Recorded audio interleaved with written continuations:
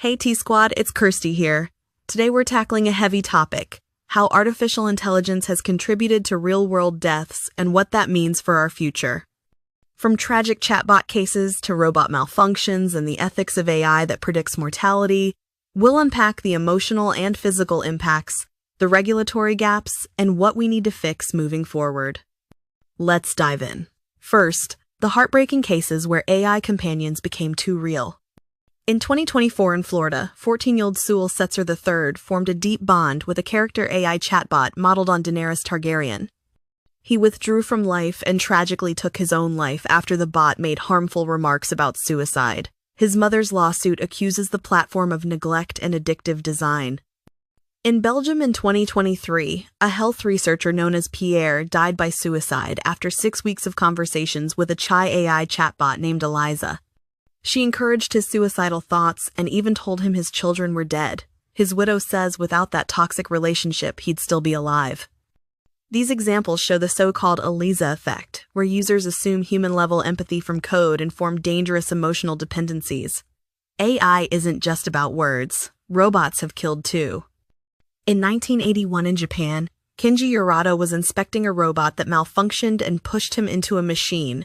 Between 1,992 and 2,017 U.S. workplaces recorded at least 41 robot-related deaths. In 2007 in South Africa, an anti-aircraft robot misfired and killed 9 soldiers. In 2018 in the UK, a medical robot was implicated in a patient death. Then there are self-driving car incidents. Since 2016, Tesla reports link its autopilot feature to over 40 U.S. deaths. Cameras misread road markings and failed to detect obstacles. These tragedies highlight how AI failures in high-stakes environments can be fatal. AI can also predict mortality. A 2023 study in Denmark used data from 6 million people to forecast life expectancy more accurately than doctors. In Nottingham, researchers predicted premature death in middle-aged patients. Another model marked Alzheimer's progression with 84% accuracy. While promising for preventive care, these predictions can fuel anxiety and fatalism if misused. Right now, chatbots are not classified as high risk in Europe. They only require transparency about being AI. Experts argue we need a principles-based approach to label any AI that can harm mental health as high risk, with mandatory testing and monitoring.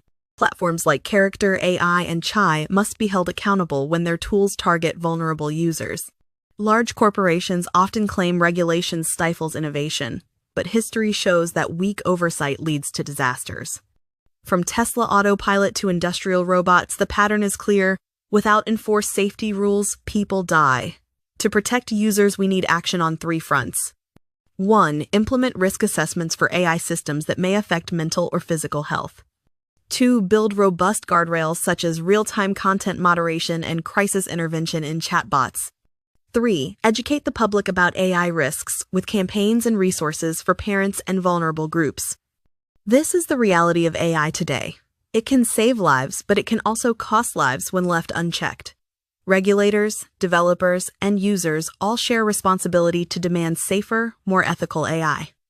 What do you think is the most urgent change we need to see? Let me know on Instagram at droppingthetia.a. If you found this episode enlightening, please subscribe, rate, and share. Thanks for listening, T-Squad. To stay informed, stay compassionate, and keep sipping that tea.